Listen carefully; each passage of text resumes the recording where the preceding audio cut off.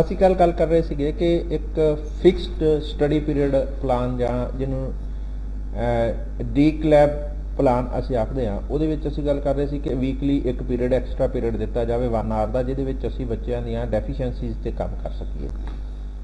ਤੁਹਾਨੂੰ ਲੱਗਦਾ ਕਿ ਟੀਚਰ ਨੂੰ ਇਸ ਤਰ੍ਹਾਂ ਦੀ ਪੇਨ ਲੈਣੀ ਚਾਹੀਦੀ ਹੈ ਕਿ ਮੰਨ ਲਓ ਤੁਸੀਂ ਪੜ੍ਹਾ ਰਹੇ ਹੋ ਨੋਰਮਲ ਸਕੂਲ ਸਟੂਡੈਂਟ ਨੇ, ਅਡੋਲੇਸੈਂਟ ਹੋਣਗੇ, ਟੀਨੇਜਰ ਹੋਣਗੇ, ਤਾਂ ਕਿ ਉਹਨਾਂ ਨੂੰ ਜਦੋਂ ਅਸੀਂ ਨਾਰਮਲ ਮੈਥਡ ਨਾਲ ਪੜ੍ਹਾ ਲੈਂਦੇ ਹਾਂ, ਮੰਨ ਲਓ ਲੈਕਚਰ ਮੈਥਡ ਨਾਲ ਜਾਂ ਪ੍ਰੈਜੈਂਟੇਸ਼ਨ ਨਾਲ ਜਾਂ ਕਿਸੇ ਢੰਗ ਨਾਲ ਅਸੀਂ ਇੱਕ ਵਾਰ ਲੈਸਨ ਕੰਪਲੀਟ ਕਰ ਲਿਆ, ਬੱਚੇ ਪ੍ਰੋਬਲਮ ਸ਼ੋ ਕਰਦੇ ਆ ਕਿ ਨਹੀਂ ਕਰਦੇ ਆ? ਔਰ ਕਿੰਨੇ ਕੁ % ਬੱਚੇ ਹੁੰਦੇ ਜਿਹੜੇ ਫਸਟ ਐਫਰਟਸ ਦੇ ਵਿੱਚ ਨਹੀਂ ਲਰਨ ਕਰ ਪਾਉਣਗੇ, ਉਹਨਾਂ ਅੱਛਾ ਉਹਨਾਂ ਨੂੰ ਅੰਡਰਸਟੈਂਡਿੰਗ ਨਹੀਂ ਹੋਏਗੀ। ਕਿ ਜੇ ਤੁਸੀਂ ਕਲਾਸਰੂਮ 'ਚ ਪੜ੍ਹਾਓਗੇ, ਰਿਪੀਟ ਕਰ ਰਿਹਾ ਫਿਰ ਦੁਬਾਰਾ, ਤਾਂ ਕਿ ਇੱਕ ਵਾਰ ਜਦੋਂ ਅਸੀਂ ਇੱਕ ਟੌਪਿਕ ਨੂੰ ਕਿਸੇ ਵੀ ਮੈਥਡ ਨਾਲ, ਮੇਜਰ ਮੈਥਡ ਨਾਲ, ਭਾਵੇਂ ਲੈਕਚਰ ਹੈ, ਭਾਵੇਂ ਉਹ ਪ੍ਰੋਜੈਕਟ ਹੈ, ਭਾਵੇਂ ਉਹ ਸਰਵੇ ਹੈ, ਕੋਈ ਕਿਸੇ ਮੈਥਡ ਨਾਲ ਟੀਚ ਕਰ ਦਿੰਦੇ ਆ, ਤਾਂ ਕੀ ਬੱਚੇ ਪ੍ਰੋਬਲਮ ਸ਼ੋ ਕਰਦੇ ਆ ਕਿ ਸਾਰੇ ਸਿੱਖ ਜਾਂਦੇ ਆ?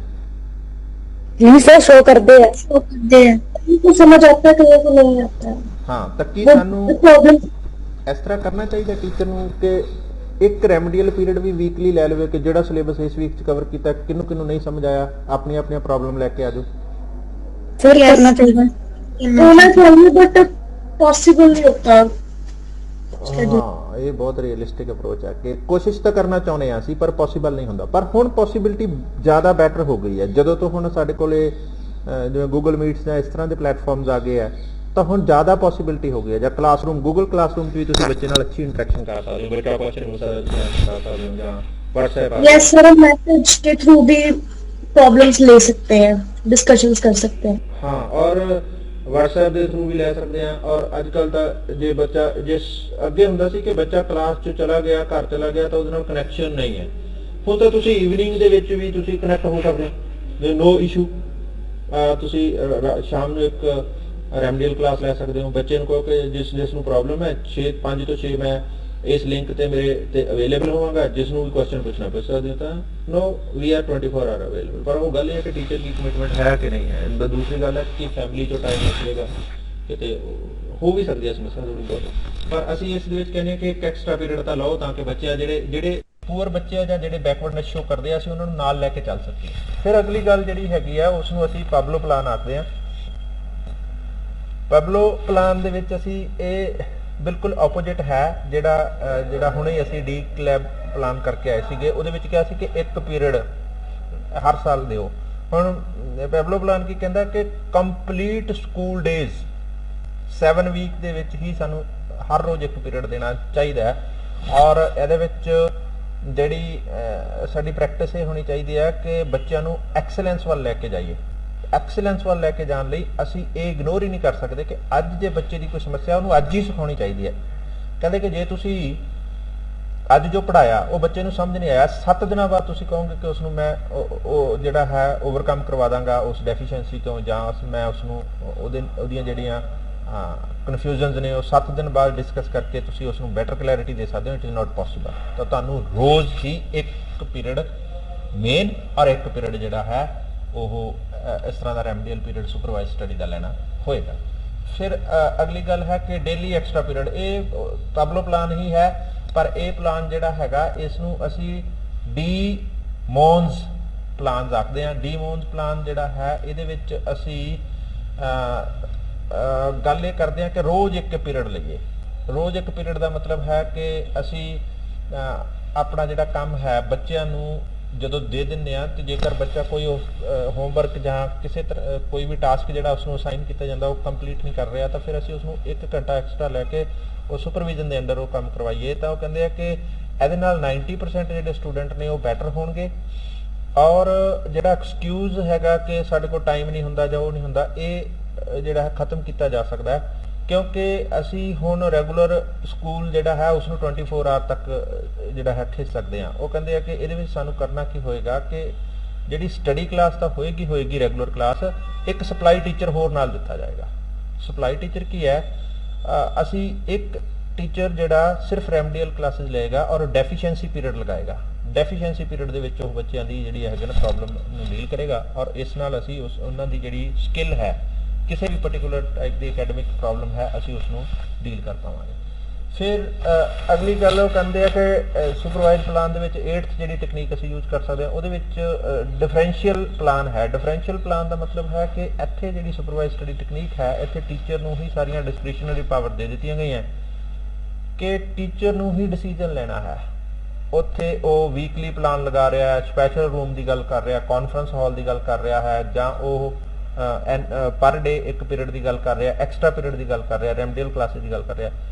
As per the suitability, as per the convenience, as per the requirement teacher नूं जज करना है स्टूडेंट नूं किन्ना बेसिस के उपर वो जिहड़ा है हैल्प करना चाहता है। जे तो गिफ्टड स्टूडेंट ने उन्होंने तो वीकली भी लिया जा सकता है क्योंकि गिफ्टड स्टूडेंट की प्रॉब्लम डेफिशिएंसी की नहीं होंगी। गिफ्टड स्टूडेंट की जी प्रॉब्लम होंगी है it is to add something new और टू इनरिच द एक्सपीरियंस। असी उसनों कुछ स्पैशल दसना है तो कुछ स्पैशल लर्न करने लिए टीचर नूं भी एफर्ट्स लगाने पैणगे, एक वीक चाहिए और स्टूडेंट जिहड़ा है उसनों भी जदों असी एक वीक लिए कोई इनपुट्स दे दिंदे आ and that person who is gifted has a calibre to grasp the things, वो एक हफ्ते लिए इनपुट्स ले जा सकता है और is able to handle the thing, वो उन्ना काम उन्ना टास्क वड्डा टास्क जिहड़ा है उसनूं कर भी सकता है।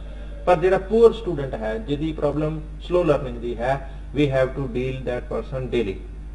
कहते हैं ना कि ਜਿਹੜਾ ਮਾਈਨਰ ਮਰੀਜ਼ ਹੁੰਦਾ ਉਹਨੂੰ ਤਾਂ ਕਦੇ-ਕਦੇ ਡਾਕਟਰ ਕਹਿੰਦਾ ਵੀ ਤੂੰ 15 ਦਿਨਾਂ ਬਾਅਦ ਆ ਕੇ ਮੈਨੂੰ ਦਿਖਾ ਜਿਓ ਇੱਕ ਵਾਰ। ਜਿਹੜਾ ਸੀਰੀਅਸ ਹੋਵੇ ਉਸ ਨੂੰ ਉਹ ਆਪਣੀ ਅੰਡਰ ਆਬਜ਼ਰਵੇਸ਼ਨ ਰੱਖਦਾ, ਕਹਿੰਦਾ ਰੋਜ਼ ਚੈੱਕ ਕਰਾਂਗੇ, 2 ਵਾਰ ਚੈੱਕ ਕਰਾਂਗੇ, 3 ਵਾਰ ਚੈੱਕ ਕਰਾਂਗੇ। ਤਾਂ ਸਿਮਿਲਰ ਹੀ ਅਸੀਂ ਡਾਕਟਰ ਦੇ ਤੌਰ ਤੇ ਕੰਮ ਕਰਨਾ ਔਰ we have to provide them that assistance। ਫਿਰ ਅਸੀਂ ਗੱਲ ਕਰਦੇ ਹਾਂ ਕਿ ਪ੍ਰੋਸੀਜਰ ਕਿਵੇਂ ਦਾ ਹੋਏਗਾ ਜਦੋਂ ਅਸੀਂ ਸੁਪਰਵਾਈਜ਼ ਸਟੱਡੀ ਤੇ ਇਹਨਾਂ ਟੈਕਨੀਕਸ ਨੂੰ ਯੂਜ਼ ਕਰਨਾ ਹੈ। ਪਹਿਲਾਂ ਤਾਂ ਉਹ ਕਹਿੰਦੇ ਆ ਕਿ ਡਿਵੈਲਪ ਦ ਸਟੱਡੀ ਕੁਐਸਚਨ, ਜਿਹੜੀ ਤੁਸੀਂ ਪ੍ਰੋਬਲਮ लैके चल रहे हो जिन्होंने तुसी पढ़ाना है उसनों पहला पढ़ा लो और उस दी फिर उस तो बाद वो जी है प्रॉब्लम एरिया या क्वेश्चन असाइन कर दो। जो प्रोजेक्ट असाइन करोगे वो ऑब्जेक्टिव लर्निंग दे फिक्स कर लो की सिखाना है, उन्होंने कोग्निशन की लैके आने, उन्होंने इमोशन एक्सप्रैशन की डिवेलप करना है और उन्होंने जिहड़ियां हैंड ऑन स्किल्स ने उन्होंने की डिवेलप करना है। फिर वो कहते हैं कि उन्होंने मटीरियल एलोकेट कर दो।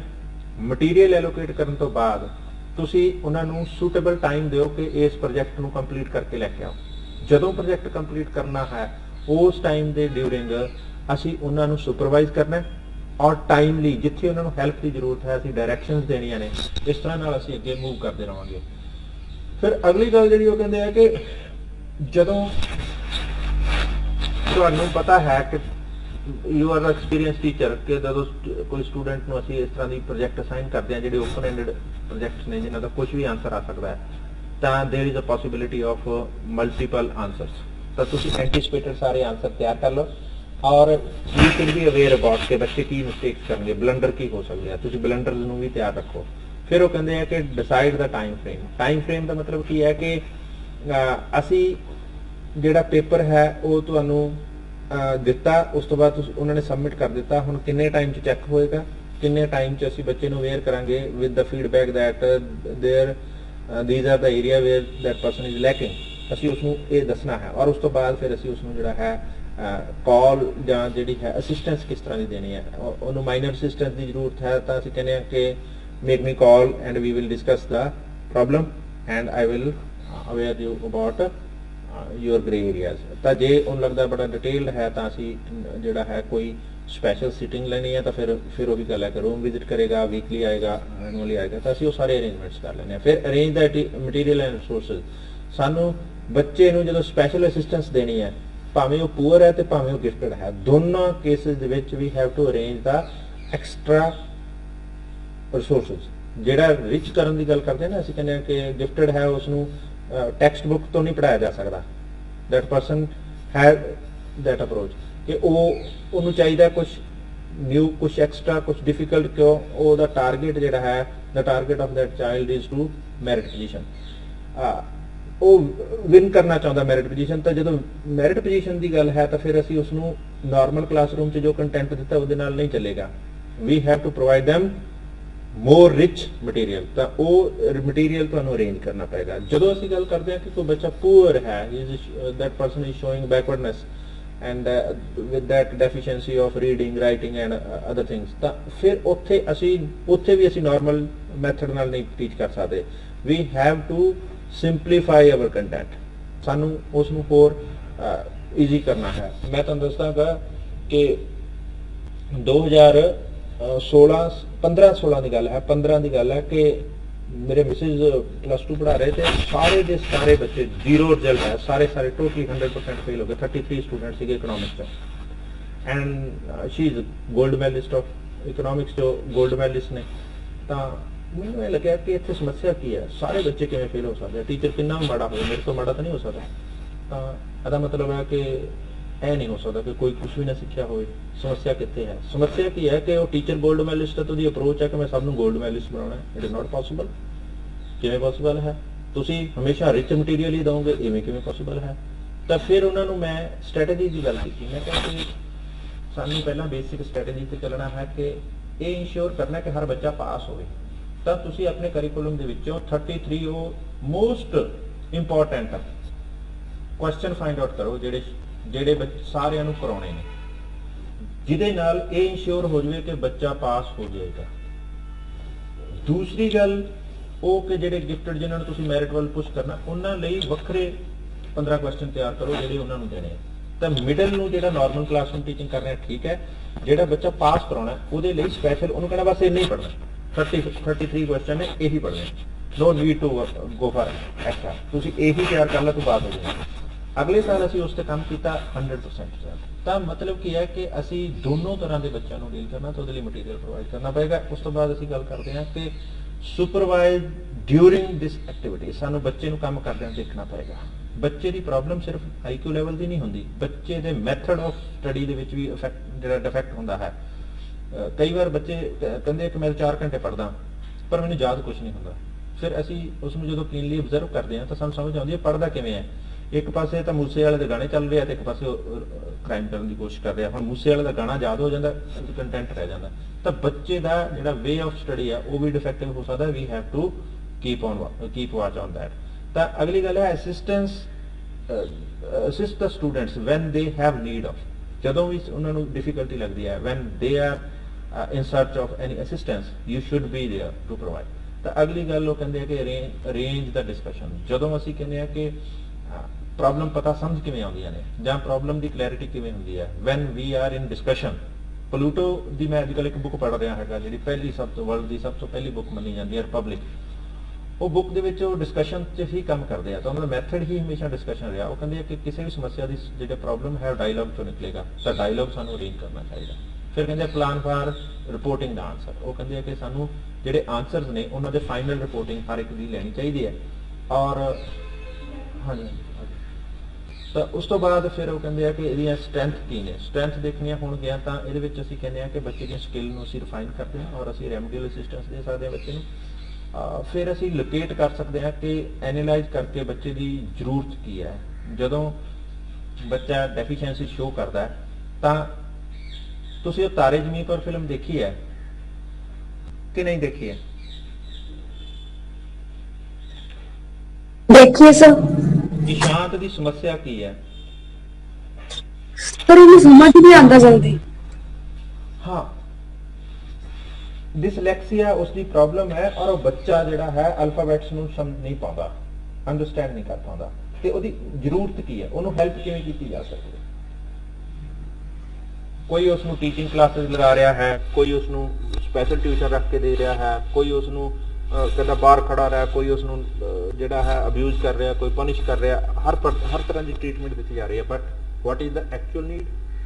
एक्चुअल की जरूरत है? एक्चुअल जरूरत डॉक्टर दी, हाँ, फिजिकल एलिमेंट है उसकी, उसनूं सानू डॉक्टर दी प्रिस्क्राइब्ड मैडिकल दी ट्रीटमेंट की जरूरत है। तो इसलिए सानू ये एनालाइज करना पड़ेगा कि बच्चे की समस्या की है। जो बच्चा स्लो लर्नर है, that person is with multiple possibility, ਉਹਦੀ ਸਲੋ ਲਰਨਿੰਗ ਦੇ ਕਈ ਕਾਰਨ ਹੋ ਸਕਦੇ ਆ। ਘਰ 'ਚ এনवायरमेंट ਨਹੀਂ ਹੈ, ਘਰ 'ਚ ਓਵਰਵਰਕ ਹੈ, ਬੱਚੇ ਨੂੰ ਜਾ ਕੇ ਘਰ ਦੇ ਜਿਹੜੇ ਕੰਮ ਨੇ, ਲੜਕੀ ਹੈ ਤਾਂ ਕਿਚਨ 'ਚ ਹੈਲਪ ਕਰਨੀ ਪੈਂਦੀ ਹੈ, ਲੜਕਾ ਹੈ ਤਾਂ ਬਾਹਰ ਉਸ ਨੂੰ ਫਾਦਰ ਨਾਲ ਡਾਇਰੀ 'ਚ ਕੰਮ ਕਰਨਾ ਪੈ ਸਕਦਾ ਹੈ, ਉਸ ਨੂੰ ਫਾਦਰ ਨਾਲ ਸ਼ਾਪ 'ਤੇ ਕੰਮ ਕਰਨਾ ਪੈ ਸਕਦਾ, ਉਸ ਨੂੰ ਕਿਸੇ ਹੋਰ ਤਰ੍ਹਾਂ ਦੇ ਜਿਹੜੇ ਹੈ ਕੋਰਸ ਦੇ ਵਿੱਚ ਉਹਨਾਂ ਨੂੰ ਇਨਵੋਲਵ ਹੋਣਾ ਪੈ ਸਕਦਾ ਹੈ। That person don't have any time to do that self study. ਤਾਂ ਇਹਦਾ ਮਤਲਬ ਹੈ ਸਮੱਸਿਆ ਨੂੰ ਟ੍ਰੇਸ ਕਰਨ ਦੀ ਜ਼ਰੂਰਤ ਹੈ। ਫਿਰ ਅਗਲੀ ਗੱਲ ਉਹ ਕਹਿੰਦੇ ਆ ਕਿ ਅਸੀਂ स्टडी ये डिसाइड करना है कि जी इन्फॉर्मेशन है वो इंपॉर्टेंट है कि की जो क्वेश्चन है उस नाल रिलेट करती है। जोड़ा असी उन्होंने जोड़ा एडवांटेज दसते हैं कि हमेशा ही ये डिसाइड करना बहुत जरूरी होंगे ਔਰ ਇਹ ਕਿਦੋਂ ਡਿਸਾਈਡ ਹੁੰਦਾ ਜਦੋਂ ਅਸੀਂ ਡਿਸਕਸ਼ਨ 'ਚ ਜਾਂਦੇ ਹਾਂ ਤਾਂ ਇਹੀ ਇਹਦੀ ਸਟਰੈਂਥ ਹੈ ਜਿਹੜੀ ਸਾਨੂੰ ਇਸ ਨਾਲ ਜੋੜਦੀ ਹੈ। ਫਿਰ ਉਹ ਕਹਿੰਦੇ ਆ ਕਿ ਇਹ ਅਪਰਚੁਨਿਟੀ ਦਿੰਦੇ ਆ ਬੱਚਿਆਂ ਨੂੰ, ਆਪ ਬੱਚੇ ਲਿਖਦੇ ਆ, ਆਪ ਐਨਾਲਿਟਿਕਸ ਸਕਿੱਲ ਡਿਵੈਲਪ ਕਰਦੇ ਆ, ਕੀ ਠੀਕ ਹੈ ਕੀ ਗਲਤ ਹੈ, ਬੱਚਾ ਕਰਕੇ ਸਿੱਖਦਾ ਹੈ ਔਰ ਬੱਚਾ ਟੀਚਰ ਦੀ ਅਸਿਸਟੈਂਸ ਨਾਲ ਉਸ ਨੂੰ ਸਮਝਣ ਦੀ ਕੋਸ਼ਿਸ਼ ਕਰਦਾ। ਤੇ ਇਹਦਾ ਮਤਲਬ ਹੈ ਕਿ ਕਲੋਜ਼ ਰਿਲੇਸ਼ਨਸ਼ਿਪ ਜ਼ਿਆਦਾ ਬਣਦੀ ਹੈ ਬੱਚਿਆਂ 'ਚ, ਜਿਹੜਾ ਹੈ ਕਿ ਬੱਚੇ ਟੀਚਰ ਦੀ ਇੱਕ ਐਸੋਸੀਏਸ਼ਨ ਅੱਛੀ ਬਣਦੀ ਹੈ ਔਰ ਜਿਹੜਾ ਫੀਅਰ ਫੋਬੀਆ ਹੁੰਦਾ ਉਹ ਖਤਮ ਹੋ ਜਾਂਦਾ ਹੈ ਔਰ ਬੱਚਾ ਫ੍ਰੀਲੀ ਜਿਹੜਾ ਹੈ ਇੰਟਰੈਕਟ ਕਰ ਪਾਉਂਦਾ ਹੈ। ਔਰ ਜਦੋਂ ਫ੍ਰੀਲੀ ਹੈਲੋ ਹਾਂਜੀ, ਅਗਲੀ ਗੱਲ ਜਿਹੜੀ ਅਸੀਂ ਇਹਦੇ ਵਿੱਚ ਕਰ ਰਹੇ ਹਾਂ ਕਿ ਸਟੂਡੈਂਟ ਜਿਹੜਾ ਹੈ ਕੁਐਸਚਨ ਜਿਹੜੇ ਨੇ ਉਹਨਾਂ ਨੂੰ ਡਿਫਰੈਂਟ ਵੇ ਨਾਲ ਜਿਹੜਾ ਹੈ ਡਿਫਰੈਂਸ਼ੀਏਟ ਕਰ ਪਾਉਂਦੇ ਆ ਔਰ ਇਹ ਵੀ ਲੋਕੇਟ ਕਰ ਪਾਉਂਦੇ ਆ ਕਿ ਜਿਹੜੀ ਪ੍ਰੈਕਟੀਕਲ ਐਰਰ ਕੀ ਹੈ। ਸਾਨੂੰ ਸਮਝ ਨਹੀਂ ਆ ਰਿਹਾ ਕਿ ਟੀਚਰ ਦਾ ਮੈਥਡ ਗਲਤ ਹੈ, ਕਿ ਕਰਿਕੂਲਮ ਜਿਹੜਾ ਹੈ ਉਹ ਡਿਫਿਕਲਟ ਮੀਡੀਅਮ ਲੈਂਗੁਏਜ ਹੈ ਜਾਂ ਸਾਡੀ ਸਮੱਸਿਆ ਕੀ ਹੈ, ਮੇਰਾ ਆਪਣੀ ਸਕਿੱਲ ਦੀ ਪ੍ਰੋਬਲਮ ਹੈ। ਤਾਂ ਇਹ ਵੀ ਇੱਕ ਜਿਹੜੀ ਇਹਦੇ ਵਿੱਚ ਐਡਵਾਂਟੇਜ ਜਿਹੜੀ ਹੈ ਉਹ ਡਿਸਐਡਵਾਂਟੇਜ ਬਣ ਕੇ ਆਉਂਦੀ। ਔਰ ਅਗਲੀ ਗੱਲ ਦੇ ਵਿੱਚ ਅਸੀਂ ਕਹਿੰਦੇ ਹਾਂ ਕਿ ਇਹ ਜਿਹੜਾ ਹੈ ਅਨਮੋਟੀਵੇਟਡ ਹੈ ਸਟੂਡੈਂਟਸ, ਕਿਉਂਕਿ ਇਹਦੇ ਵਿੱਚ ਸਟੂਡੈਂਟ ਜਦੋਂ ਅਸੀਂ ਉਸ ਨੂੰ ਲੈਵਲ ਕਰ ਦਿੰਦੇ ਹਾਂ ਕਿ ਉਹ ਇਸ ਤਰ੍ਹਾਂ ਦੀ ਡੈਫੀਸ਼ੀਐਂਸੀ ਨਾਲ ਉਹ ਇਨਫੀਰੀਅਰਿਟੀ ਚਲਾ ਜਾਂਦਾ, ਇਹ ਬਹੁਤ ਵੱਡੀ ਸਮੱਸਿਆ ਹੈ ਸੀ। ਔਰ ਇਸ ਤਰ੍ਹਾਂ ਨਾਲ ਅਸੀਂ ਇਸ ਨੂੰ ਸਮਝਣ ਦੀ ਕੋਸ਼ਿਸ਼ ਕੀਤੀ ਹੈ ਕਿ ਸੁਪਰਵਾਈਜ਼ ਸਟੱਡੀ ਜਿਹੜੀ ਹੈ ਕਿਹੜੀ ਕਿਹੜੀਆਂ ਟੈਕਨੀਕਸ ਕਿਹੜੀਆਂ ਮੈਥਡਸ ਦੇ ਨਾਲ ਅਸੀਂ ਲਾ ਸਕਦੇ ਹਾਂ। ਔਰ ਪੋਸੀਬਲੀ ਇਹ ਅੱਜ ਦਾ ਸਾਡਾ ਲਾਸਟ ਲੈਕਚਰ ਹੈ।